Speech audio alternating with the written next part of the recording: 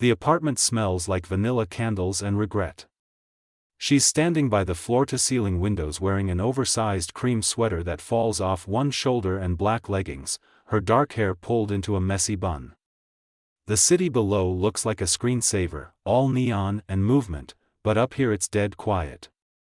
In her hands, this sad little package wrapped in newspaper because she couldn't afford anything better. Her heart's doing that thing where it feels like it's trying to escape through her ribs. 3 months married. 3 months of sleeping in separate rooms and pretending this is normal. He's across the loft in his charcoal suit, tie loosened, white shirt sleeves rolled up to his elbows. Phone pressed to his ear, talking numbers and deadlines like it's not literally Christmas Eve. His jaws sharp enough to cut glass, dark hair styled perfectly even at midnight. When he finally hangs up, he turns and his whole vibe shifts. "What's that?"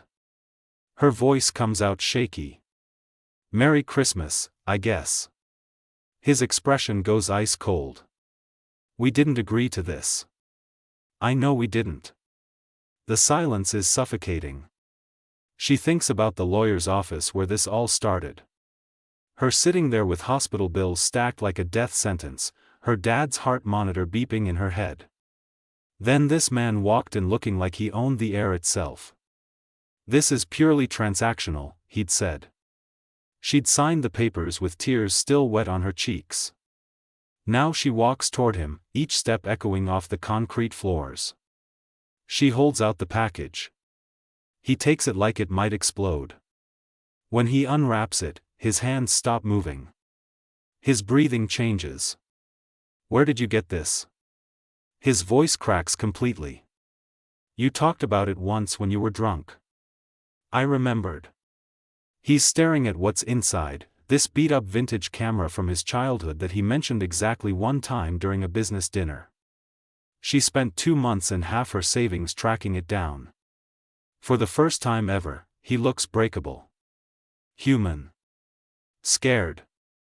"This doesn't change anything," he whispers. But his hands are shaking and his eyes are wet, and when he looks at her, there's something burning there that definitely wasn't in the contract. "I know," she lies. Because they both know everything just changed. He sets the camera down carefully, like it's made of light. Then he walks past her without another word and disappears into his room. She stands there alone, heart pounding, wondering what she just started. Outside, snow begins to fall on the city that never sleeps. Morning light cuts through the windows like a knife. She's in the kitchen wearing his old college hoodie she found in the laundry, gray and worn, paired with sleep shorts. Making coffee because she didn't sleep at all. He walks in wearing joggers and a black t-shirt, hair messy for once, and the casual look is somehow more dangerous than the suits. They haven't spoken since last night. He pours himself coffee, doesn't look at her. "My father's awake," she says quietly. "The surgery worked." His hand freezes on the mug. "That's good." They said another few weeks without it and... She can't finish. He finally looks at her. Really looks. "Is that why you did this?" "Guilt?" "Did what?" "The gift. Playing house. Pretending this is real." Her throat tightens. "You think I'm pretending?" He steps closer and the air changes, charged and heavy. "I think you're confusing gratitude with something else." "And what are you confusing it with?" She's challenging him now, chin up, eyes blazing. He's so close she can see the gold flecks in his dark eyes. "I'm not confused about anything." Liar. The word hangs between them like a dare. His phone buzzes. He checks it and his whole body goes rigid. "What?" He shows her the screen. A tabloid headline with their photo, "Secret Marriage Exposed, CEO and Mystery Wife." Her stomach drops. How did they? Someone leaked it. His voice is flat, emotionless, but she can see the muscle jumping in his jaw. "The board's calling an emergency meeting. They think you're a gold digger who trapped me." "That's not." I know what you are. He cuts her off, and there's something raw in his tone. But they don't. And if they push me to end this. He doesn't finish, but she hears it anyway. The contract has an exit clause. Either party can walk away with 30 days' notice. So what do we do? She asks. He runs a hand through his hair, looking more uncertain than she's ever seen him. We sell it. Make them believe this is real. How? He meets her eyes, and what she sees there makes her breath catch. We stop lying to ourselves first. Before she can respond, his phone rings again. He answers, his voice shifting back to business mode, cold and controlled. But his eyes stay on her the whole time. And she realizes with terrifying clarity that she's not sure what's real anymore either. The camera from last night sits on the counter between them. A ghost of something neither of them can name. The gala is a nightmare dressed in diamonds. She's wearing a black silk slip dress he had delivered that morning, thin straps and a dangerously low back, her hair down in waves. She feels exposed, like everyone can see through her. He's beside her in a midnight blue suit that probably costs more than her dad's surgery, his hand on her lower back, burning through the thin fabric. They're pretending. That's what she keeps telling herself. Every camera flash, every fake smile, every time he pulls her closer and whispers, "You're doing great," against her ear, it's all just part of the show. But then his business partner approaches. Marcus. Tall, silver-haired, smiling like a shark. So this is the famous wife. His eyes drag over her in a way that makes her skin crawl. You certainly landed well for yourself. She feels him tense beside her. Careful, Marcus. I'm just saying what everyone's thinking. Marcus leans in, voice dropping. We all know what this really is. A transaction. How much is he paying you to play dress up? The words hit like a slap. Before she can respond, he's stepping between them, his voice low and lethal. Say one more word about my wife and you'll be explaining to the board why you need a new job. Marcus backs off, hands raised, but his smirk remains. They escape to the balcony, city lights sprawling below them like a map of all the places she's never been. I'm sorry, he says quietly. Marcus is. Right? She turns to face him, eyes bright with unshed tears. He's not wrong. This is a transaction. You paid for my father's life and I gave you, what? A wife you don't even want? Don't. His voice is sharp. Don't what? Tell the truth? He steps closer, jaw tight, something dangerous in his eyes. You want the truth? Fine.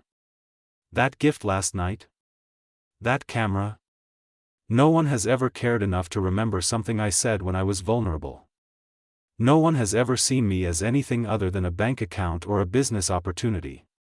His hand comes up to cup her face, thumb brushing her cheek. So no, this isn't just a transaction anymore. Not for me. Her breath catches. What are you saying? I'm saying I don't know how to do this. His voice cracks. I don't know how to want someone without destroying them. Everyone I've ever cared about leaves or gets hurt or. She kisses him. It's not planned, not calculated. Just desperate and real, and 3 months of tension breaking like a dam. He kisses her back like he's drowning and she's air. When they break apart, both breathing hard, he rests his forehead against hers. We can't, he whispers. Why not? Because when this ends, and it will end, I can't lose you too. Before she can answer, a voice calls from inside. There you are. They turn to see a woman in red approaching. Elegant, poised, smiling. She's beautiful in a way that makes everything else feel small. Aren't you going to introduce me to your wife? The woman asks sweetly. His entire body goes rigid. This is Victoria, he says, voice hollow. My ex-fiancée. The woman's smile sharpens. I prefer the one who got away. We need to talk, darling. Privately. She looks between them, sees something pass over his face that looks like grief. It's fine, she hears herself say. I'll wait inside. But as she walks away, she knows with sick certainty that nothing about this is fine. And whatever Victoria wants, it's going to break them. She finds out from a text message. Not from him. From a news alert. Breaking, CEO's marriage revealed as fraud, wife's father's medical bills paid in exchange for fake wedding. The phone slips from her hands.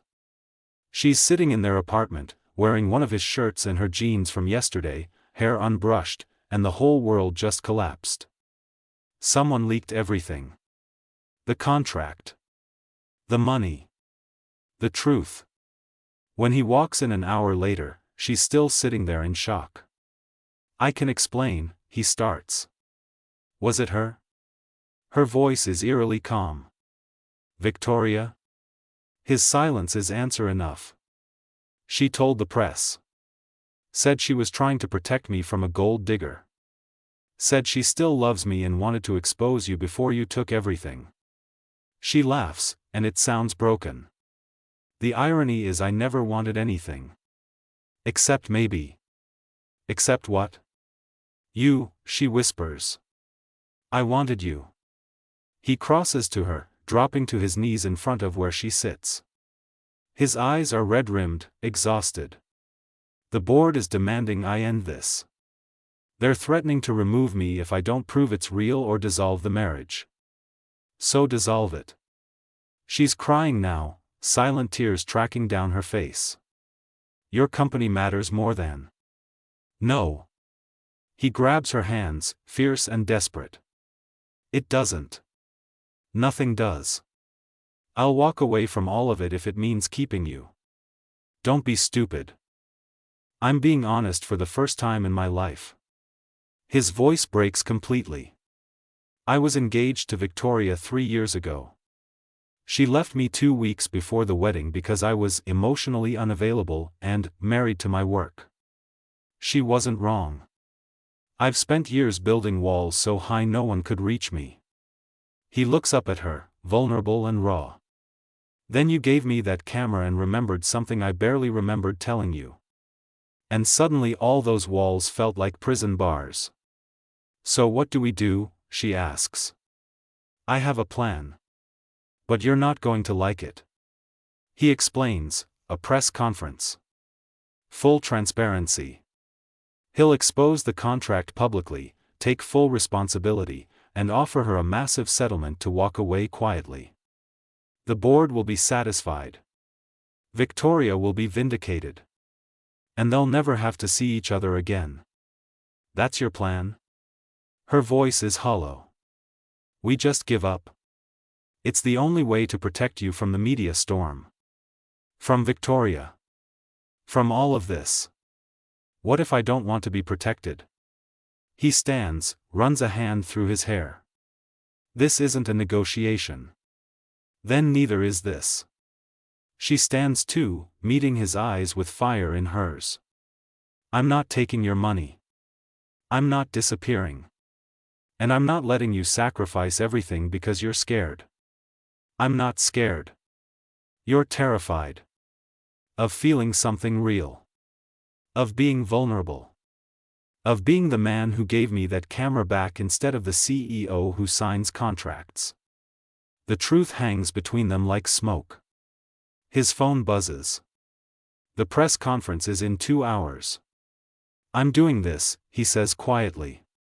For you. Then I'm coming with you, she says. For us. Before he can argue, she walks to the bedroom to change. He stands there alone, heart racing, realizing that for the first time in his life, he's completely out of control. And somehow, that doesn't scare him anymore. The press conference room is packed with cameras and judgment. She stands beside him at the podium wearing a simple white button-down tucked into black trousers, hair pulled back, no armor except the truth. He's in his suit, perfect and untouchable as always, except his hand finds hers under the podium and holds on like she's the only real thing in the room. The room goes silent as he begins. 3 months ago, I entered into a contractual marriage. The terms were clear: I would pay for medical expenses in exchange for a legal union that served both our needs. Cameras flash. Reporters lean forward. What I didn't anticipate was falling in love with my wife. The room erupts. She squeezes his hand, heart in her throat. He continues, voice steady despite the chaos. I'm here to take full responsibility for any deception. But I'm also here to state publicly that this marriage, which began as business, has become the most real thing in my life. He turns to look at her. I don't care about the board's approval. I don't care about salvaging my reputation. I care about her. And if loving her costs me everything I've built, then I'm finally building something worth keeping. The room is silent now, everyone holding their breath. She steps forward to the microphone. I didn't want his money. I wanted my father to live. But somewhere between the contract and now, I fell in love with a man who shows the world ice but gave me fire. Her voice shakes but doesn't break. So here's my statement: this marriage is real. Our feelings are real. And anyone who has a problem with that can deal with us together. He pulls her to him, kisses her in front of every camera, every reporter, every person who said they were fake. And it's real. God, it's so real it hurts. Later, after the press conference ends and the world explodes with opinions, they're back in the apartment. He's been removed from his position as CEO.